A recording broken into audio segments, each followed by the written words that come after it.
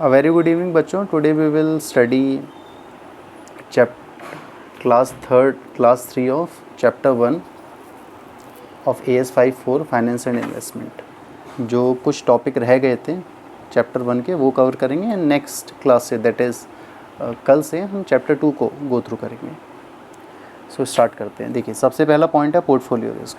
Portfolio risk समझने से पहले मैं पोर्टफोलियो आपको बताता हूँ क्या होता है. देखिए किसी भी इन्वेस्टर के पास बहुत सारी वैरायटी के स्टॉक्स इन्वेस्टमेंट्स होती हैं एंड वो इन्वेस्टमेंट हो सकती है स्टॉक्स की फॉर्म में, शेयर्स की फॉर्म में, bonds, debentures, RD, PPF, insurance, किसी भी फॉर्म में इन्वेस्टमेंट हो सकती है. तो उस बंच को, उस कम्बिनेशन को, कलेक्शन को हम बोलते हैं पोर्टफोलियो. ओके. तो पोर्टफोलियो रिस्क क्या होता है? It is computed by risk attached with each security in portfolio. ठीक है. तो हमारे पोर्टफोलियो में, किसी भी इन्वेस्टर के पोर्टफोलियो में जितनी भी सिक्योरिटीज़ है, हर एक सिक्योरिटी में जो रिस्क इन्वेस्टर बियर करेगा उसको हम बोलते हैं पोर्टफोलियो रिस्क. ओके. अब जब हम रिस्क की बात कर ही रहे हैं तो हम कोवेरिएंस और कोरिलेशन जैसे टर्म्स को भी समझते हैं. देखिए कोवेरिएंस क्या होता है? कोवेरिएंस क्या है? It is a measure of degree to which two variables move together over time.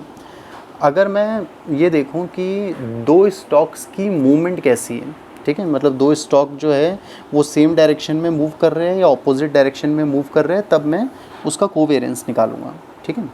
Covariance क्या हो सकता है? कोवेरिएंस बच्चों पॉजिटिव भी हो सकता है, नेगेटिव भी हो सकता है. अगर पॉजिटिव कोवेरिएंस है इसका मतलब जो वेरिएबल्स हैं जिनके बीच में हम रिलेशन निकाल रहे हैं वो सेम डायरेक्शन में मूव कर रहे हैं, और अगर नेगेटिव कोवेरिएंस है मतलब वो ऑपोजिट डायरेक्शन में मूव कर रहे हैं. ओके. तो कोवेरिएंस क्या होता है? It is a measure of degree to which two variables move together over time. Now next, correlation coefficient क्या है?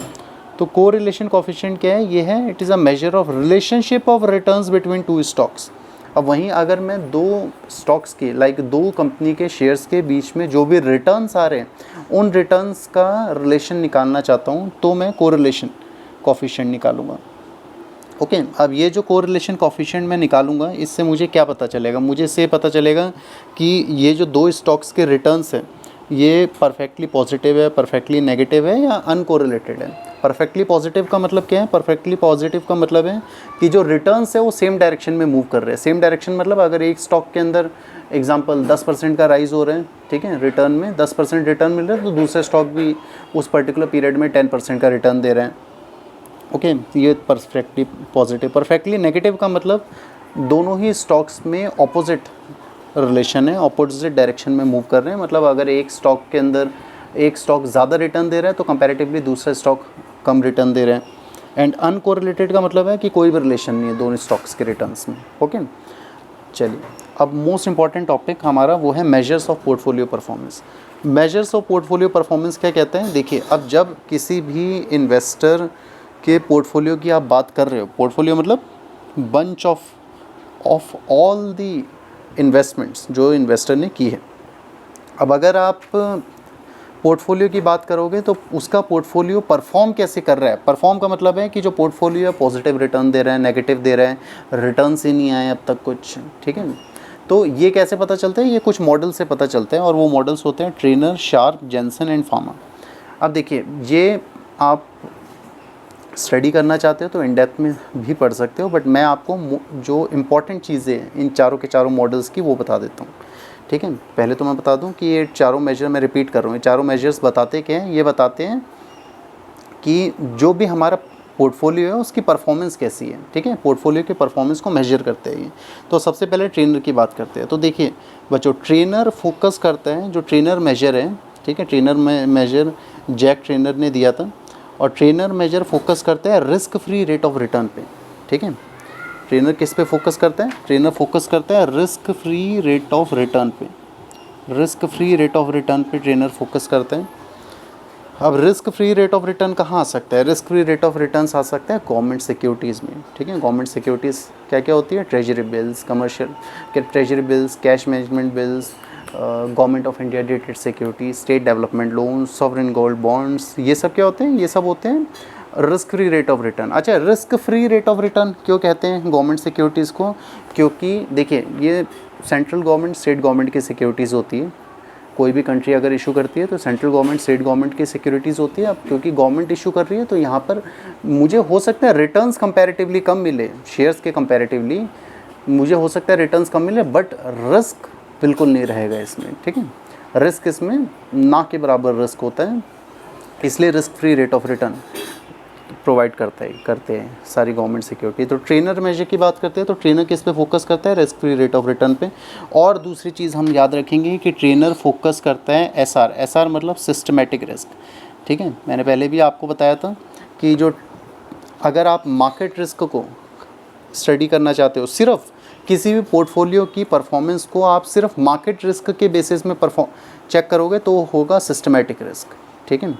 दो चीज़ें होती है, अगर मुझे ये देखना है कि जो मैंने शेयर्स बॉन्ड जहाँ भी आपने इन्वेस्ट किया है, मुझे जानना है कि उनका क्या इम्पैक्ट पड़ेगा मार्केट फ्लक्चुएशंस की वजह से, मार्केट फ्लक्चुएशंस का क्या इम्पैक्ट पड़ेगा मेरी सिक्योरिटीज़ की परफॉर्मेंस पे। लाइक अगर मार्केट में रिसेशन आ गया, पेंडेमिक आ गया, तो उसका इम्पैक्ट क्या हो रहा है, तो तब मैं सिर्फ मार्केट फ्लक्चुएशंस को कंसिडर कर रहा हूँ। इट मीन्स मैं फोकस कर रहा हूँ सिर्फ सिस्टमेटिक रिस्क पे, ओके। तो ये चीज़ ध्यान रखना, आप Treynor measure risk free rate of return पे फोकस करते हैं और सिस्टमेटिक रिस्क पे फोकस करते हैं, ठीक है। वहीं अगर मैं शार्प मेजर की बात करूं तो शार्प के लिए ध्यान रखना है, शार्प सिस्टमेटिक रिस्क को कवर नहीं करता, ये ओवरऑल मतलब टोटल रिस्क पे फोकस करता है, ठीक है। ध्यान रखेंगे हम, जहां ट्रेनर सिस्टमेटिक रिस्क पे फोकस करते हैं मतलब सिर्फ मार्केट रिस्क पे फोकस करते हैं, वहीं शार्प फोकस करते हैं टोटल रिस्क पे, ठीक है, ओवरऑल रिस्क पे। एंड जेनसन की बात करते हैं बच्चों, तो अगर जेनसन की बात करें तो देखिए जेनसन जो है, जेनसन जैसे ट्रेनर ने सिस्टमेटिक रिस्क पे फोकस किया था, जेनसन भी सिस्टमेटिक रिस्क पे फोकस करेगा। And most importantly Jensen focus करता है डिफरेंशियल रिटर्न पे, डीआर। डिफरेंशियल रिटर्न का मतलब क्या है कि कितना एक्सपेक्ट किया था और कितना एक्चुअली में आया है, ठीक है। तो जेनसन इस पे फोकस करता है। इवन आप ध्यान रखोगे कि जेनसन मेथड को हम डिफरेंशियल रिटर्न मेथड भी कहते हैं। Jensen method is also called differential return method. और ये डिफरेंशियल रिटर्न मेथड क्यों बोला जाता है, because it focuses on the returns that the fund has generated versus the returns actually expected. समझ रहे हो, जो रिटर्न मेरे एक्सपेक्टेड थे और उसका कंपैरिजन किससे कर रहा हूँ, जो एक्चुअली में मुझे मिले, तो उसका हम क्या निकालेंगे, उसका डिफरेंस निकालेंगे। और जो डिफरेंस आएगा उसको हम नाम देते हैं सर अल्फ़ा, ठीक है। जो भी डिफरेंस आएगा एक्सपेक्टेड और एक्चुअल के बीच में, उसको हम नाम देते हैं अल्फ़ा। अब ये अल्फ़ा अगर पॉजिटिव है मेरा, तो इसका मतलब अल्फ़ा पॉजिटिव है, तो इसका मतलब फ़ंड की सुपीरियर परफॉर्मेंस है। वहीं अगर अल्फ़ा मेरा नेगेटिव है तो इसका मतलब फ़ंड की इन्फीरियर परफॉर्मेंस है, ओके। तो आपने देखा कि जेनसन किस पे फोकस करता है, सिस्टमेटिक रिस्क पे, डिफरेंशियल रिटर्न पे फोकस करता है। एंड इसको डिफरेंशियल रिटर्न मेथड भी कहते हैं। मार्केट रिस्क सिस्टमेटिक रिस्क पे फोकस करते हैं, और एक्सपेक्टेड रिटर्न और एक्चुअल रिटर्न का जो डिफरेंस आता है उसको हम बोलते हैं alpha, okay. Now pharma model की बात अगर करते हैं तो फार्मा की अगर बात करते हैं तो ध्यान रखना, फार्मा जेनसन का ही एक एक्सटेंशन है। मतलब जिस तरीके से जेनसन मॉडल में हमने डिफरेंशियल रिटर्न को पे फोकस किया था, फार्मा ने भी डिफरेंशियल रिटर्न पे फोकस किया है, ठीक है। मतलब एक्सपेक्टेड और एक्चुअल के बीच में हमने डिफरेंस निकाला है, बट यहाँ हमने उसको नाम अल्फ़ा नहीं दिया। जैसे जेनसन में एक्सपेक्टेड रिटर्न क्या था मेरा, जैसे एग्जांपल मैंने सिक्योरिटी पे एक्सपेक्ट किया 10% का रिटर्न, आया 15%, ठीक है। तो उसके बीच में जो डिफरेंस है वो है मेरा अल्फ़ा। बट फार्मा में ऐसा नहीं है। फार्मा में जो एक्चुअल और एक्सपेक्टेड के बीच में डिफरेंस है उसको नाम दिया गया नेट सिलेक्टिविटी, NS, ठीक है। ये ध्यान रखना, फार्मा मॉडल ने एक्चुअल और एक्सपेक्टेड के बीच में जो डिफरेंस बताया, ठीक है। फार्मा मॉडल में क्या बोला गया, the difference between these two returns is taken as a measure of the performance of fund and it will be called as net selectivity, ठीक है। नेट सिलेक्टिविटी का मतलब क्या है, नेट सिलेक्टिविटी का मतलब है कि जो फंड मैनेजर है उसकी stock selection skill, stock selection skill का मतलब क्या है, अगर नेट सिलेक्टिविटी अच्छी है तो इसका मतलब जो फंड मैनेजर है उसने स्टॉक्स बहुत अच्छे सिलेक्ट किए हैं जो हायर परफॉर्मेंस दे रहे हैं, ठीक है।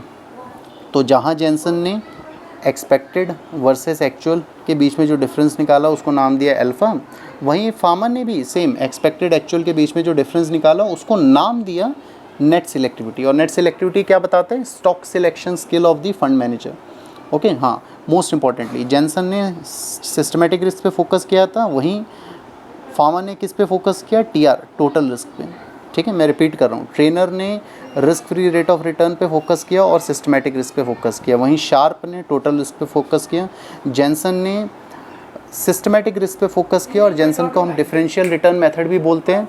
और जेंसन ने क्या बोला कि फ़ंड जो आपका फ़ंड की परफॉर्मेंस जो एक्सपेक्टेड है वर्सेस जो एक्चुअल मिली, उसके डिफरेंस को हमने अल्फ़ा बोला। वहीं फार्मा ने इस डिफरेंस को नेट सिलेक्टिविटी बोला, और क्या बोला इसको, stock selection skill of the fund manager.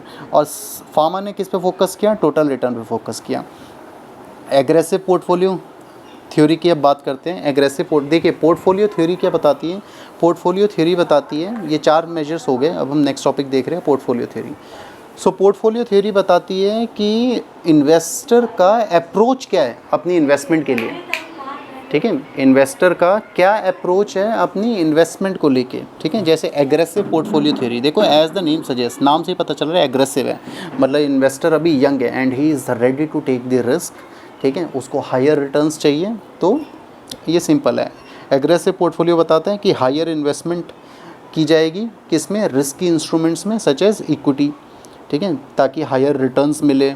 इसमें जो इन्वेस्टर है उसका हाई रिस्क टॉलरेंस है, मतलब he is ready to take the risk and long time horizon, ठीक है, लॉन्ग टर्म पीरियड के लिए इन्वेस्टमेंट यहाँ पर रिकमेंड की जाती है। तो एग्रेसिव पोर्टफोलियो सिंपल है, यहाँ पर एग्रेसिव नेचर होता है इन्वेस्टर का। एग्रेसिव नेचर का मतलब है कि वो रिस्क लेने को रेडी है, उसको हायर रिटर्न्स चाहिए, ठीक है, और उसका रिस्क टॉलरेंस लेवल भी हाई है and he will prefer long term investment. वहीं पहले कंजर्वेटिव समझते हैं। देखिए कंजर्वेटिव का मतलब क्या है, देखो as the name suggest, conservative का मतलब है कि जो इन्वेस्टर है वो रिस्क नहीं लेना चाहता, वो रिस्क नहीं लेना चाहता मतलब वो सेफ़ इन्वेस्टमेंट करना चाहता है। और सेफ़ इन्वेस्टमेंट कहाँ की जाती है, बॉन्ड्स में, ठीक है। सेव इन्वेस्टमेंट कर किस में करेंगे, हम इक्विटी में करेंगे, बॉन्ड्स में करेंगे, हम बॉन्ड्स में करेंगे, गवर्नमेंट सिक्योरिटीज़ में करेंगे, ठीक है, जिसमें risk free rate of return मिलता है।